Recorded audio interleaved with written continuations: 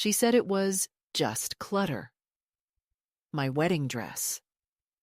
43 years sealed in lavender paper, hidden inside the cedar chest my father gave me when I was 21. Just clutter. I can still hear her voice, the careless upward lift at the end, the way people talk when they think they are doing you a favor, when they think they know better about what should and shouldn't matter in your own life. My daughter Miriam had been staying with me for 3 months by then, moving in after her second divorce, though at first it was supposed to be just a few weeks while she figured things out. She came with suitcases and boxes and the tired tone of someone who believes they have endured the worst the world can throw at them, though in my mind, there are many worse things than ending up in your mother's spare room with fresh linens and a pantry stocked for you. She had commandeered my kitchen table with her laptop and files, set up a tiny office in what used to be my sewing corner, and spread her scented candles and self-help books across the living room like the place had been waiting for her to bring it into the present. I didn't complain. I told myself it was temporary, that it was good to have company again, that maybe she and I might use this time to find some piece of each other that had been lost over the years. The cedar chest had sat in my bedroom under the window for decades, heavy enough that even when my knees were still good, I never moved it without help. I kept my wedding dress inside, carefully wrapped in acid-free tissue, the ivory silk still holding a faint whisper of the lavender sachets I tucked around it. I had made that dress myself in the summer of 1978, every seam basted and hand-finished, every inch of lace placed with my own fingers, working late at night in the small apartment I shared with Miriam's father before the wedding. I remembered the feel of the silk sliding under the presser foot of my singer, the hush of the fabric pooling on the floor, the weight of the skirt in my lap. It wasn't just a dress. It was the start of a story I thought would last forever. Even after the marriage ended, I couldn't throw it away. It was proof that I had once stood at the center of my own life, not at the edges of someone else's. That morning, I had gone to my quilting circle, a small ritual that still gave my week some structure, and when I came home, the chest was lighter. I didn't realize it right away. I put my keys on the counter, boiled water for tea, and went to open the chest for a piece of muslin I knew I had stored there. The top lifted easily. The tissue paper inside looked disturbed, the careful folds uneven. I dug through them with a growing sense of wrongness, the air catching in my throat. The dress wasn't there.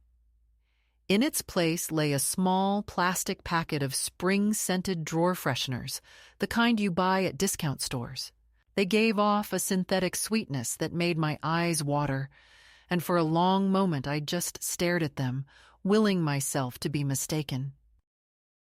Miriam came in from the back porch, talking into her phone, one hand waving absently at me in a way that told me to wait until she finished her conversation. When she finally looked at me, I asked her where my wedding dress was. She blinked, her face smoothing into that expression she wears when she's about to make something sound reasonable. "Oh, that old thing? I got rid of it. It was taking up space, and it's not like you were ever going to wear it again." She took a sip from her glass of mineral water and shrugged, as though we were talking about a pair of worn-out slippers. I told her it wasn't hers to throw away. She laughed lightly, the way she does when she thinks I'm being dramatic. "It's just clutter, Mom. You have too much stuff. I'm helping you simplify." I didn't shout. I didn't even move for a moment. I just looked at her and wondered when she had started speaking to me like I was a child who couldn't be trusted to know what mattered. I asked her where she'd put it, whether she had at least donated it to someone who might have used it. She said she'd put it out with the trash that morning, that the truck had already been by, that it was gone. The word hung there between us. Gone. and I realized it wasn't just the dress she had taken. She had reached into my past and decided which parts of it were worth keeping. I went back into my bedroom, sat on the edge of my bed, and stared at the empty cedar chest. The lavender scent still lingered, stubborn and faint. And it made me think of the day I put the dress away after the divorce, folding it with deliberate care, as if tucking my old life into a safe place, until I could bear to look at it again. I thought of all the times I had opened that chest over the years just to touch the fabric, the way it reminded me of a version of myself who had not yet been defined by loss, who had once believed in her own ability to make something beautiful from nothing. The absence of it now was like a missing tooth. My tongue kept going to the gap, disbelieving it could be empty. Miriam didn't knock before coming into the room. She stood in the doorway, arms crossed, and told me I was making too much of it. "It's just a thing, Mom. Things don't matter." People matter. But the truth, which she didn't see or wouldn't see, was that the dress was a part of the person I had been, and she had discarded it without asking, without even telling me until it was too late to save it. I wanted to tell her that sometimes things matter because they carry the memory of people who are gone, because they are a way of holding on to parts of ourselves that the years have worn thin. Instead, I said nothing. The rest of that day passed in a haze. I made tea, answered emails, folded laundry, all the while feeling the weight of the loss pressing down in a way that had nothing to do with fabric or storage space. It was a theft of something that could never be replaced, an erasure of a chapter in my life that had already been closed and locked away. In the evening, as I washed the dinner dishes, I caught Miriam watching me from the kitchen doorway. There was something in her eyes I couldn't quite read. Annoyance, impatience, maybe even guilt? But she said nothing. I dried my hands, put the kettle on again, and told myself that there was no point in trying to make her understand. She had made her choice. And though I didn't yet know it, I was beginning to make mine. The moment I realized this wasn't just a careless mistake, but a deliberate act of dismissal, my heart sank deeper than I had imagined possible. It wasn't only the absence of the wedding dress that hurt, it was the way it was taken from me, vanished without warning or respect, as though my past, my history, my identity were mere obstacles in the path of my daughter's reinvention of my home. That morning, after discovering the empty cedar chest, I sat quietly in the living room, turning the problem over in my mind, unwilling to confront Miriam just yet, hoping maybe there was some explanation, some misunderstanding that would restore the sense of balance between us. But the truth, cold and heavy, settled in like a stone sinking to the bottom of a still pond, where it would rest and ripple no more. Miriam's phone call earlier in the day had given me a hint of what was to come. I overheard her speaking in a clipped tone to someone I couldn't see, something about clearing out the excess, reducing stress, and setting new boundaries. She had mentioned me by name, though I wasn't part of the conversation, and the words felt like they had been cast to sweep me aside. When she came back inside, there was an unfamiliar tightness in her smile, a steeliness in her eyes that I hadn't seen before. She sat down at the table and said, "Mom, I'm trying to help you. This house, all these things, you don't need them. You don't need to be weighed down by the past. Sometimes the best way to move forward is to let go." I looked at her, my throat tightening, and replied, "That dress was my beginning, Miriam. It was hope, stitched in silk and lace. It mattered." She shrugged again, like I was a stubborn child clinging to toys long outgrown. It's just fabric, Mom. It's not the person you are now. The finality in her voice made me realize that this wasn't just about the dress or even about the house. It was about how she saw me, how she wanted the world to see me, as someone who no longer needed the memories and weight of the past, someone who could be reshaped and repurposed for convenience. Over the next few days, the tension between us thickened quietly, like fog rolling in from the harbor, smothering everything in its path. Miriam busied herself with reorganizing cupboards, labeling jars with dates and neat handwriting, clearing out drawers that had held my sewing kits and photographs, replacing them with exercise bands and vegan cookbooks. I watched from the edges of the kitchen, feeling less like a mother and more like a guest in a house that was still mine, but no longer felt like home. When I tried to resist or protest, Miriam would smile in that way that didn't invite argument. "You're tired, Mom. You need rest, not clutter."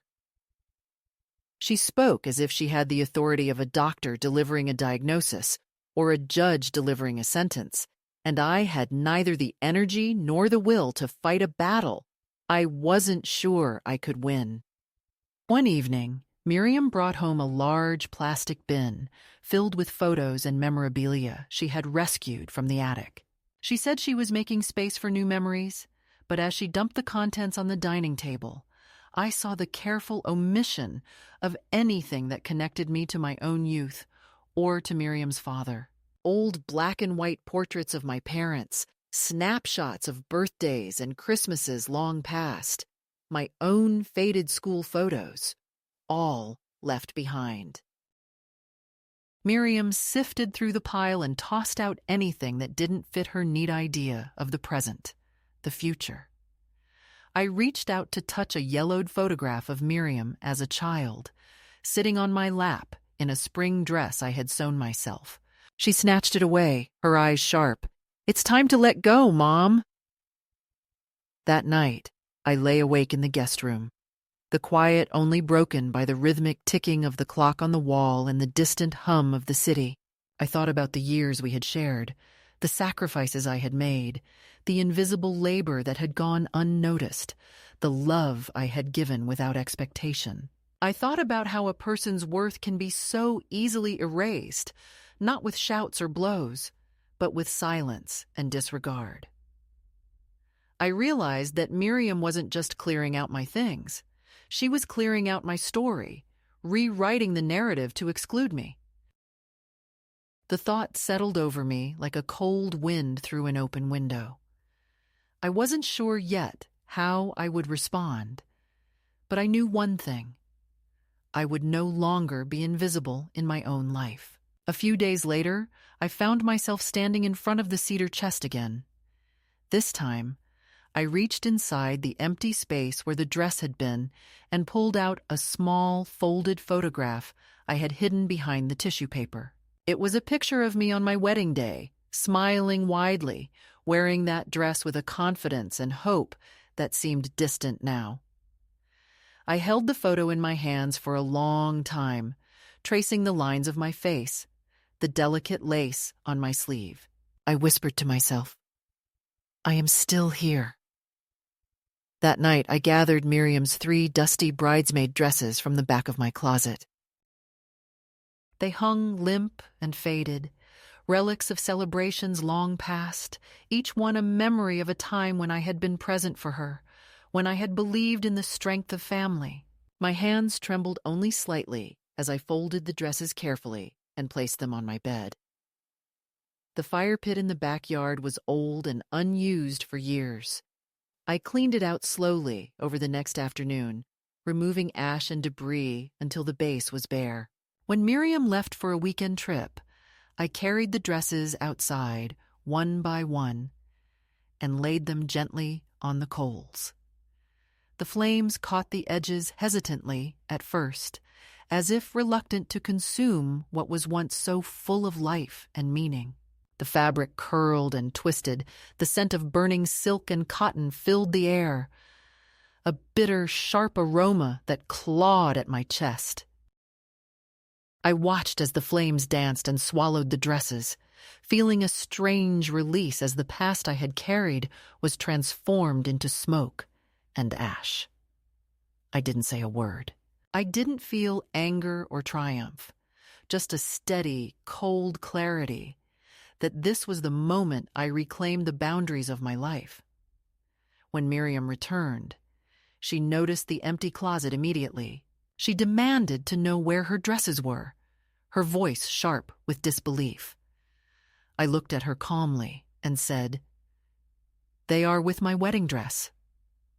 The silence that followed was thick and heavy, filled with words left unsaid and feelings too raw to name. Miriam called me unstable, accused me of being cruel, but I stood firm, feeling the weight of years lift from my shoulders with every breath. That night, for the first time in a long time, I locked my bedroom door.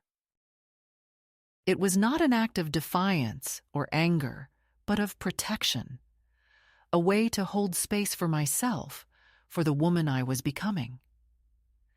The days that followed were quiet, but filled with a new kind of strength. I began to reassemble my home in a way that honored my memories rather than erased them. I placed my old teacups back on the shelves, hung the photographs I loved, and reopened the landline that Miriam had unplugged without asking. I wrote a letter to a friend I had lost touch with decades ago and signed up to teach a sewing class at the community center. Each small act was a stitch in the new quilt I was piecing together, a tapestry of resilience and self-respect that no one could unravel. And as I sat by the window, patching fabric from old curtains, I whispered to the empty room, "You don't erase history. You stitch it into something new." After the dresses were gone and the sharp clarity of that weekend's fire had settled into my bones, the house felt different. Not emptier, as I had feared, but strangely unfamiliar. Miriam's presence no longer felt temporary or guest-like. It was as if she was reshaping the very air I breathed, compressing the space around me until I could barely move. What began as small, helpful gestures soon morphed into a steady erosion of my routines, habits, and the sacred corners I had carved out over decades. It wasn't overt hostility. No shouting matches or harsh words filled the rooms. Instead, it was the quiet control that grows like ivy, creeping slowly but surely until it covers every wall, every window, blurring the light and trapping you in shadow. Mornings became a time I dreaded, not because I feared conflict, but because I woke with a sense of dislocation, as if the person I had been was already fading into the wallpaper. Miriam, in her perpetual rush to improve everything, had taken over the kitchen with new appliances that blinked and beeped in unfamiliar rhythms. She replaced my loose-leaf teas with pods for a machine I never learned to use, and swapped my delicate china for plain white mugs that felt cold and impersonal in my hands. I caught myself reaching for my favorite teacup, the one painted with blue forget-me-nots, only to see it tucked behind a stack of plastic containers. It was still there, but hidden, as though it had become an embarrassment rather than a treasure. She often commented on my old-fashioned ways, the gentle but relentless undertone that I was out of step with the world. When I brewed coffee the old way, ground beans, filtered water, the slow, mindful ritual of it, she would frown and say, "Why bother? This is faster and better." I tried to explain that it wasn't just about efficiency. It was about the pause, the moment of calm in a busy day, the connection to myself. She'd smile with that dismissive tilt of her head. "You're stuck in the past, Mom. It's time to move on." Her words weren't meant to hurt, but they did, slicing away at my confidence with the precision of a surgeon's scalpel. Even the landline, once a lifeline to friends and neighbors, was not spared. One afternoon, I returned from the grocery store to find the handset, cradled on the counter, the cord cut and dangling like a broken thread. Miriam claimed it had been just an old nuisance, that no one used it anymore, but the gesture felt like a symbol, an erasure not only of communication, but of my place in a community I had nurtured for years. The silence it left behind was deafening, an empty room where voices once gathered. I found myself retreating to the quiet corners of the house, clutching onto the few things Miriam hadn't noticed or chosen to leave untouched. My sewing basket, the worn edges of my favorite armchair, the stacks of paperbacks on my bedside table. These relics were the last anchors in a shifting world that seemed determined to dissolve the person I was. Even my calendar, once filled with carefully marked appointments, birthdays, and notes in my neat handwriting, was replaced with Miriam's digital planner synced to her phone. A cold, sterile schedule that left no room for the small joys of spontaneity or reflection. The subtle invasions escalated further when Miriam began inviting her friends over, filling the house with unfamiliar faces and loud conversations that spilled late into the night. Their laughter, sharp and clipped, echoed off walls that once held only memories and soft silences. I found myself shrinking into the background, my presence overlooked, my stories untold. Once, when I asked if I might join the conversation, I was met with polite smiles and quick subject changes, as if my voice were an interruption in their carefully curated gathering. The most painful moments were not the grand gestures, but the little erasures that accumulated like dust on old photographs. Miriam removed a framed picture of my late husband from the mantel, placing it face down in a drawer, saying it reminded her of sadness. She rearranged the bookshelves to hide volumes I treasured, replacing them with glossy magazines and cookbooks. For modern tastes, the house was becoming a gallery of her life, painted over the canvas of mine. One afternoon, as I sat in the garden tending to the rose bushes my husband had planted, Miriam came outside with her phone, snapping photos of the messy flower beds she said needed pruning. I watched as she spoke animatedly to someone on the phone, describing plans to hire a landscaper, dismissing my years of careful tending as amateurish and unnecessary. The garden, once my sanctuary, was now a project for renovation, something to be fixed rather than cherished. Yet beneath all this, I felt a quiet resistance growing. It was not loud or confrontational. It was a slow, steady reclaiming of the self I feared I was losing. I began to write again, filling notebooks with memories and reflections, sewing small quilts from scraps of fabric that Miriam had discarded. Each stitch was a whisper, a reminder to myself that my story was still mine to tell. One evening, Miriam suggested we sell some of my old furniture, claiming it would help declutter and make the space feel lighter. She didn't wait for my answer, making calls and arranging for a removal service while I was at a doctor's appointment. When I came home, the armchair where I had spent countless hours reading was gone, replaced by a sleek, minimalist piece that looked stylish but cold. I sat in it once and felt a pang of loss so sharp I nearly cried. The growing distance between us was never spoken aloud. There were no harsh words, no accusations, only a series of small betrayals wrapped in concern and help. Miriam was trying to build a new life, and in her mind, that meant leaving behind the old one, even if that meant leaving me behind as well. In those months, I learned the weight of invisibility, the quiet erosion of identity that happens when the people you love stop seeing you as you are. I felt the sting of exclusion not as a sudden wound, but as a persistent ache, a slow tightening around my spirit. Yet, even as I felt myself shrinking, a part of me began to grow stronger. A part that knew this was not the end, but a beginning. I started to keep small journals hidden away, fragments of my thoughts and hopes, written in the margins of old notebooks.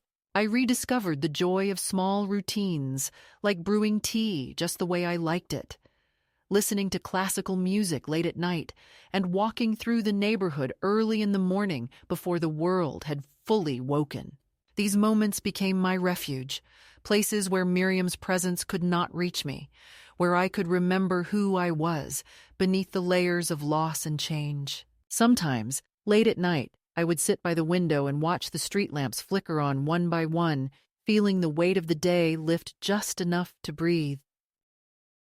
It was in those quiet hours that I made a promise to myself, not to fight the storm, but to learn how to weather it, to find the stillness inside the chaos. I knew the path ahead would be hard and uncertain, but I also knew that the first step was to hold on to my own truth. No matter how faint or fragile it seemed, the subtle control, the erasure of my voice and space, had become a test, a quiet, relentless pressure that forced me to look deeper at who I was and who I could become. I was no longer just a mother or a caretaker. I was a woman standing on the edge of a new chapter, one that I would write for myself, stitch by stitch, moment by moment.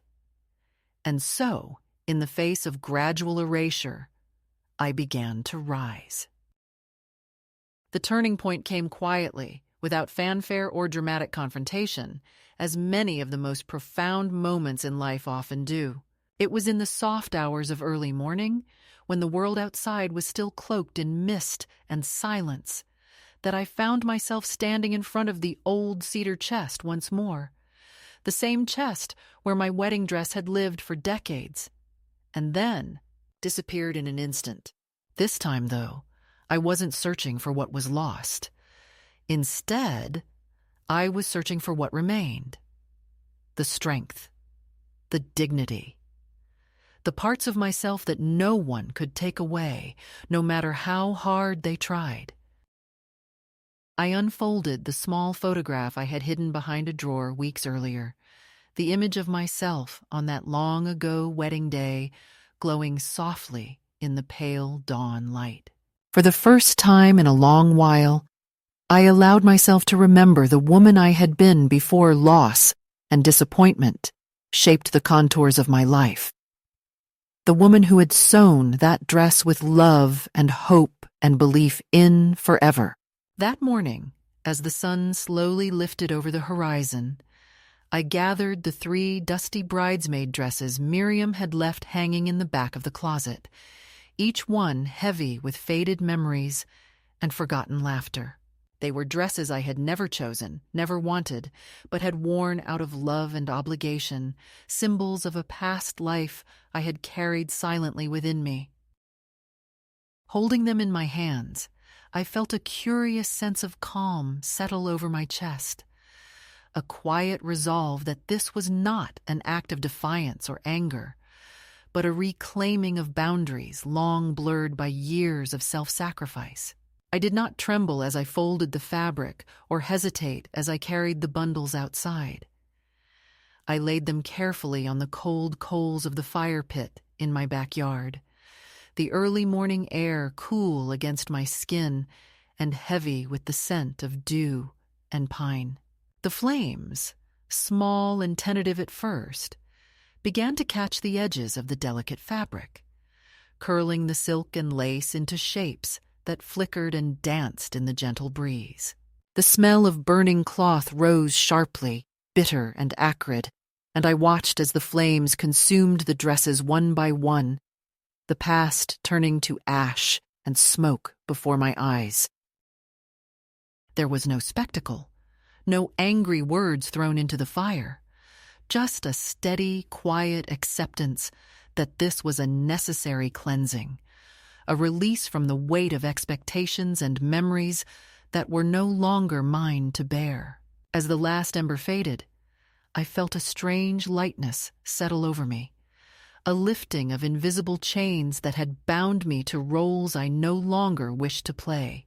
In the days that followed, I began to notice the subtle shifts within myself, the ways in which I was beginning to step out of the shadows that had held me captive for so long. I started sewing again, not out of duty, but out of joy, piecing together scraps of fabric into small quilts that felt like declarations of my presence and resilience. Each stitch was a whisper of self-love, a quiet affirmation that I was worthy of care and attention. I reached out to old friends I had lost touch with, writing letters that carried pieces of my newfound voice and clarity. These simple acts, humble and unremarked upon, became the foundation of a new life, taking shape beneath the surface of the everyday.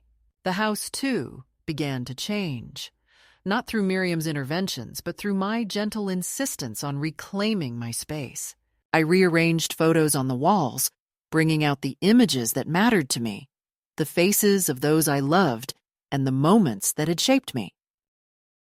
I brewed my tea the way I liked it, slow and careful, filling the kitchen with the familiar scents of jasmine and chamomile. I set my favorite chair by the window once more, placing a soft throw over its arm and a small stack of books within easy reach. These small gestures were acts of quiet rebellion against the erasure I had endured, signals to myself and the world that I was still here, still whole. One afternoon, I received a letter from an old friend inviting me to teach a sewing class at the local community center. The invitation felt like a lifeline, a chance to step back into the world on my own terms, to share the skills and stories I had gathered over a lifetime. I accepted without hesitation, the decision a beacon of hope in the growing dusk of my days. Preparing for the class, I found myself rifling through boxes of fabric and patterns, each piece a memory, a story waiting to be told. The process reminded me of who I was beneath the layers of disappointment and loss, a woman capable of creating beauty and connection in small, meaningful ways. At night, I would sit by the window, patching quilts from old curtains and scraps left over from long finished projects. The rhythmic motion of needle and thread soothed my restless thoughts, binding fragments of past and present into a tapestry of resilience. The house smelled faintly of lavender and cinnamon, the scent mingling with the soft crackle of the fireplace and the distant hum of the city. In those moments, I whispered to the empty rooms, "I am still here. I am still whole."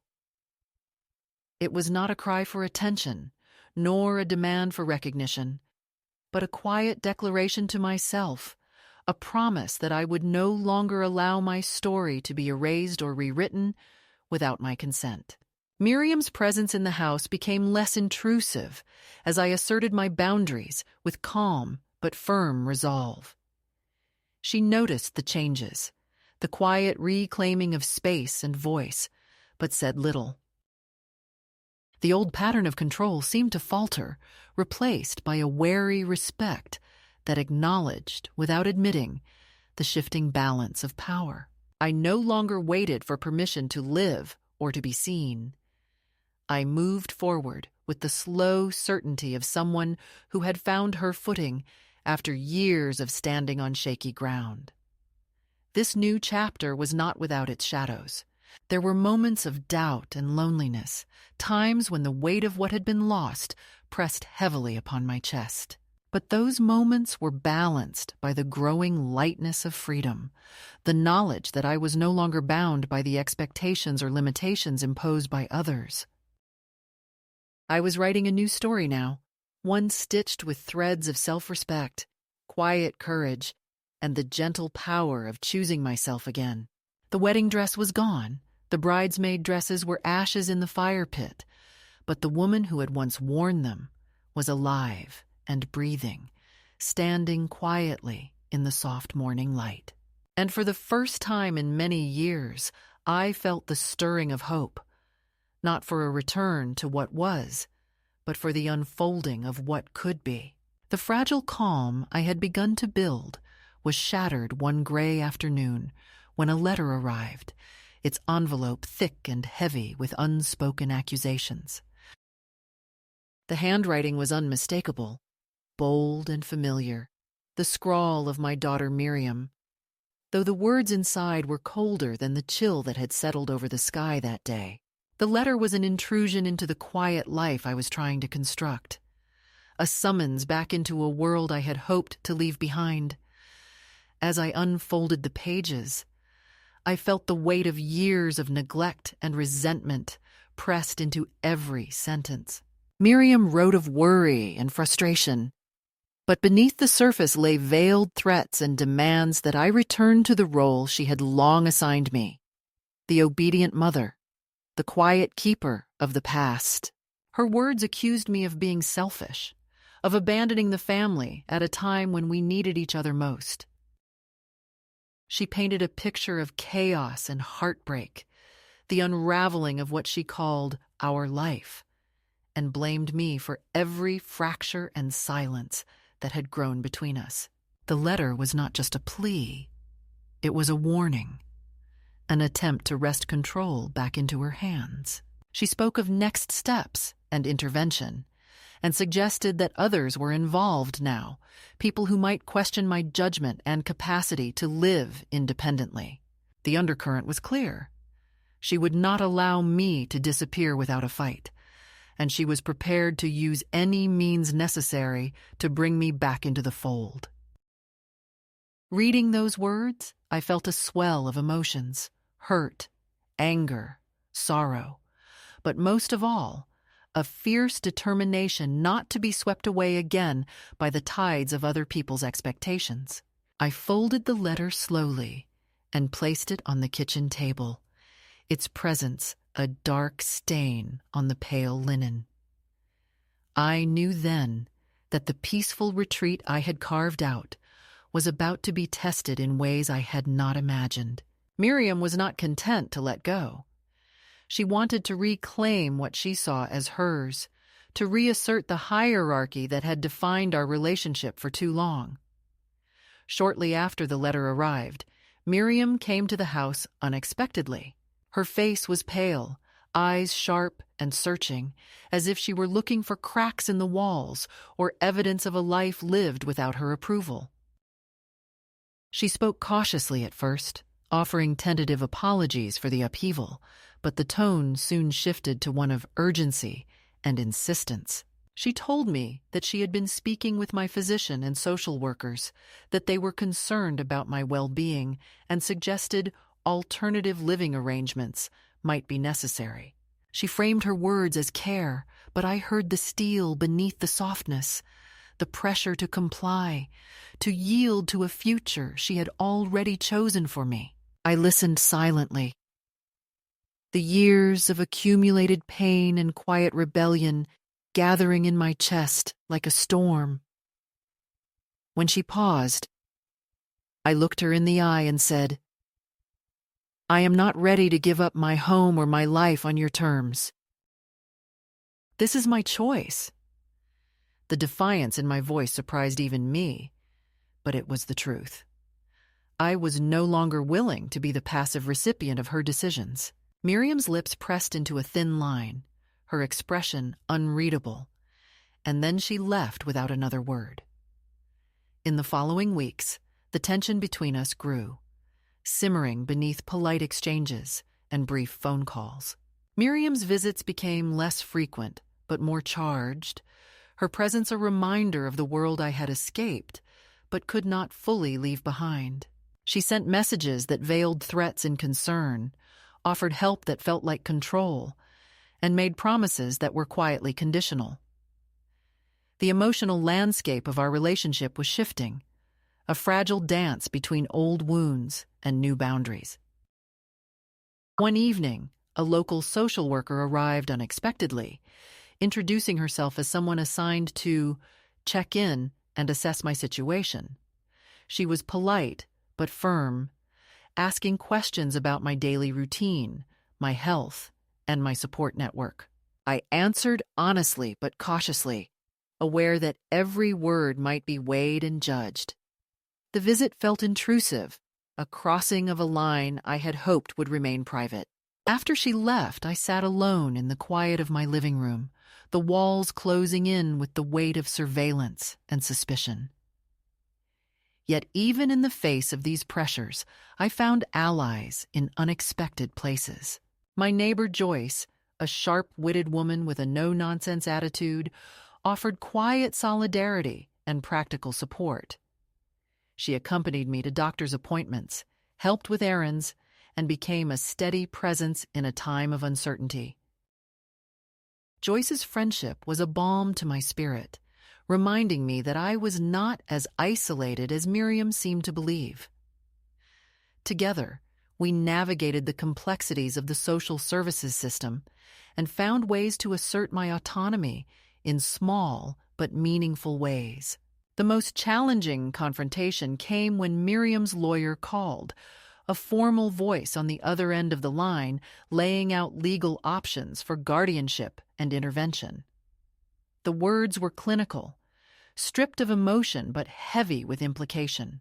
I listened, refusing to respond until I had gathered my strength. Then, with deliberate calm, I told the lawyer that I was of sound mind and would not consent to any arrangements that diminished my independence. I had retained legal counsel of my own, and any further contact would be considered harassment. The silence that followed was profound, a quiet declaration that I was no longer the woman to be quietly sidelined. Throughout this storm, I held on to the small moments of grace and connection that sustained me. The gentle knock of Arthur, the widower who frequented the cafe where I worked mornings, brought warmth and companionship without pressure or pity. His kindness was a reminder that there were people in the world who saw me as whole, not broken. The letters from Kieran, my grandson, offered hope and tenderness, a thread of love unburdened by the conflicts of the past. These relationships became my lifelines, the steady anchors that kept me grounded as the tempest raged around me. Miriam's attempts to control and confine me intensified as she realized I would not bend easily. She arrived at the cafe one afternoon, her posture stiff and her eyes searching. She asked to speak privately, her voice low and wary. I agreed, and we sat across from each other in the quiet booth, the air thick with unspoken words. She confessed, almost in a whisper, that she hadn't meant to hurt me, that she had been frightened and overwhelmed by her own struggles. She admitted that she wanted to protect me, even if her methods were misguided. I listened, my heart softening but my resolve firm. I told her that love did not look like erasure, that caring did not require domination. I spoke of boundaries and respect, of the need to recognize each other as separate and whole. Our conversation ended without resolution, but with a new understanding that the path forward would be complicated and uncertain. In the weeks that followed, Miriam's visits became less frequent, and the tension in our interactions eased slightly, replaced by a tentative respect that acknowledged the space I had carved out for myself. I continued to rebuild my life piece by piece, weaving a tapestry of resilience and hope that no letter or legal threat could unravel. The past still cast long shadows, and the wounds left by years of neglect and misunderstanding would take time to heal. But I had crossed a threshold, stepped out of the silence and invisibility that had defined my existence for too long. I was no longer willing to be anyone's shadow or secret. I was claiming my story, my voice, and my right to be seen and heard.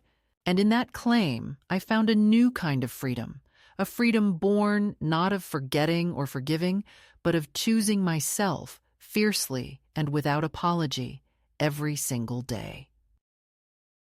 The moment of reckoning came not with a shout or a dramatic confrontation, but with a quiet resolve that settled over me like a steady flame, unwavering and clear.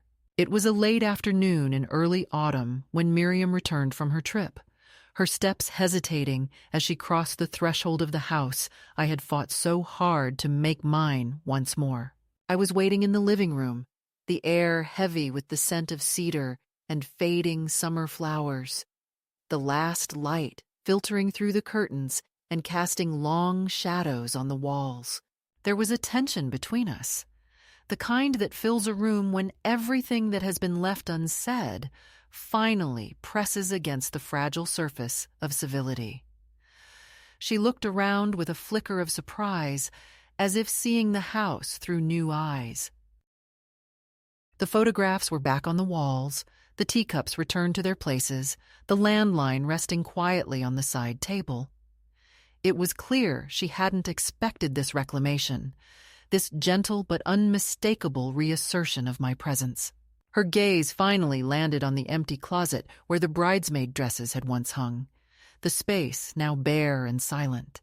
Without a word, she stepped closer and asked softly, almost hesitantly, "Where are my dresses?" I met her eyes without flinching, feeling the weight of years lift from my shoulders with the courage I had gathered piece by piece. "They are with my wedding dress," I said simply, my voice steady and calm, carrying a quiet power that needed no explanation. The silence that followed was thick and heavy, stretching between us like a bridge both fragile and unyielding. Miriam's face flickered through 1,000 emotions: shock, anger, disbelief. But she said nothing. Instead, she turned away abruptly, her footsteps echoing down the hallway as she retreated into the guest room she had claimed as her own. For a moment, I sat there alone, the stillness settling around me like a shroud, and I felt a deep sense of peace wash over my heart. This was not a victory born of revenge or spite. It was a reclaiming of dignity, a boundary drawn firmly and without apology. The past could no longer be manipulated or discarded by others. I was the keeper of my story now, and it would be told on my terms. That night, as the house grew quiet and the shadows deepened, I locked the bedroom door for the first time since Miriam had moved in. The act was not one of defiance, but of protection, a sanctuary where I could gather my strength and heal the fractures that years of neglect had carved into my soul. The lock clicked softly, a sound both final and freeing, sealing away the intrusion and marking the beginning of a new chapter. In the days that followed, Miriam's presence in the house became tentative, less assured. She sent messages asking if I was all right, invitations to talk that I declined with polite firmness. The lawyer's letters continued to arrive, formal and cold, but I responded with clear, measured words that left no room for misinterpretation. I was of sound mind, living safely, and not under duress. Any further attempts to intervene without my consent would be considered harassment. The power dynamic had shifted, and I was no longer willing to be sidelined or silenced. The community around me noticed the change too. At the cafe where I worked mornings, Heather smiled knowingly and saved me a crossword puzzle page from the newspaper, a small gesture of inclusion and respect. Arthur, the widower who had become a steady companion, brought me a hand-painted magnet shaped like a birdhouse, a symbol of home and belonging. These simple acts reminded me that I was not alone, and that new connections could be forged even in the aftermath of loss. One afternoon, Miriam appeared again, this time at the cafe, standing awkwardly by the pastry display. Her coat was too fine for the drizzle, her expression unreadable. I did not approach her. Instead, I finished my shift and let her wait. When she finally spoke, her voice was low and hesitant, asking if we could talk privately. I nodded and led her to the back booth, the air thick with unspoken memories and tentative hopes. She admitted that she hadn't meant to hurt me, that she had been frightened and overwhelmed by her own struggles. She confessed that her attempts to control had come from a place of fear, a misguided effort to protect both of us. I listened, my heart softening but my resolve unbroken. I told her that love was not control, and care was not erasure.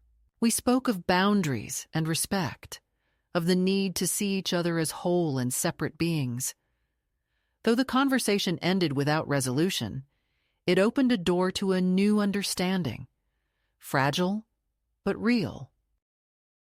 In the quiet moments that followed, I continued to rebuild my life, stitch by stitch, moment by moment. I wrote letters to friends, reconnected with old allies, and embraced the small joys of a life lived on my own terms. The ashes of the past, including the dresses and the silenced memories, were transformed into the foundation of something new, stronger, wiser, and wholly mine. And as I sat by the window one evening, the soft glow of the setting sun bathing the room in amber light, I whispered to the empty house, to myself, and to the future yet to come, I am not undone. I am not forgotten. I am here. I am whole. The days that followed the confrontation brought with them a quietness that felt both fragile and profound, like the stillness after a storm has passed and the world holds its breath before the first new leaf unfurls. I found myself settling into a rhythm that was unfamiliar but deeply nourishing, a rhythm of small, deliberate choices made in the soft light of morning and the hush of evening. The house, once a battleground of control and silence, began to feel like a sanctuary once more, filled not with conflict but with possibility. I returned to old habits that had been long dormant, brewing tea just the way I liked it, tending the garden my husband had planted years ago, and carefully arranging the photographs that told the story of a life lived fully, not just endured. One afternoon, I received a letter from Kieran, my grandson, the one thread of connection that had never frayed. His handwriting was large and deliberate, the words simple, but full of warmth and hope. He wrote that he was coming to visit, that he wanted to talk without the weight of the past pressing down on us. I read his letter by the kitchen window, the sunlight catching the edges of the paper and filling the room with a golden glow. The promise of his visit felt like a small beacon in the quiet unfolding of my new life, a reminder that healing was possible even across years of distance and silence. Preparing for Kieran's arrival, I found myself dusting off old memories and hopes, setting the table with care, and choosing a quilt to drape over the guest chair. I did not expect miracles, only the gentle unfolding of connection, the possibility of a new beginning written not in grand gestures but in shared moments and honest conversation. When he arrived, taller and quieter than I remembered, we embraced with a tenderness that spoke of forgiveness and understanding, without needing words to define it. We sat side by side in the modest guest room, the quiet between us filled with the soft hum of the city beyond the window. Our conversation was gentle and unhurried. Kieran told me about his life, his work at the bookstore, the small triumphs and struggles of adulthood, and I shared fragments of my journey, the quiet rebellions and steady rebuildings that had brought me to this moment. There were no accusations or regrets, only the soft weaving together of two lives that had once drifted apart, but were now beginning to find their way back to each other. Before he left, he gave me a small book of poems, underlining the verses that reminded him of me. I read them that night by lamplight, the words settling like a balm over my heart and whispering truths I had almost forgotten. That women rise not from fire alone, but from the courage to remember who they are, despite what others have said or done. Life continued in its gentle unfolding. I returned to the cafe where I worked, greeting regulars with a smile that was no longer forced, but born of genuine connection. Arthur remained a steady presence, his quiet companionship a reminder that kindness need not be loud to be profound. Joyce, my neighbor, became more than a friend, a partner in this new chapter of life filled with potlucks, trivia nights, and shared stories over cups of tea. Together, we celebrated small victories and weathered the inevitable challenges, finding joy in the simple pleasures of community and belonging. One evening, as autumn deepened and the air grew crisp with the promise of change, Joyce and I sat on the porch wrapped in quilts, watching the moon rise over the quiet street. We toasted with lukewarm tea, laughter spilling softly into the night. It was a celebration not of grand events, but of survival and renewal, a recognition that the loudest triumphs are often the quietest. In that moment, I understood that I had not just rebuilt my life. I had transformed it, stitching together the fragments of past pain and present hope into a tapestry that was uniquely mine. The letters from Miriam slowed and eventually stopped, the attempts to control and reclaim fading into silence. I did not seek reconciliation, nor did I close the door completely. Instead, I chose peace on my own terms, a peace that embraced boundaries and honored the hard-won lessons of self-respect. The house, once a place of conflict, became a home once again, filled with memories that no one could take away, and with a future that I would shape with my own hands. And so, as the seasons turned and the years moved forward, I sat by the window, the light shifting softly across the room, and I whispered to myself a truth that had been waiting to be spoken. I am not lost. I am not forgotten. I am here. I am enough. For any woman who finds herself standing at the edge of silence and invisibility, wondering if she still matters, I offer this. You are your own sign. You are the quiet noise that breaks through the dark. You are the step away from waiting for permission to live your own life. And when you choose yourself, truly and fiercely, you open the door to a life that is not defined by what was taken, but by what you dare to build anew. If this story has found you at the right moment, if it has stirred something deep within, I invite you to share it, to let another woman know that it is never too late to reclaim her voice, her space, her story. Because in the end, the greatest act of courage is simply to choose yourself again and again, no matter how many times you have been told you should not.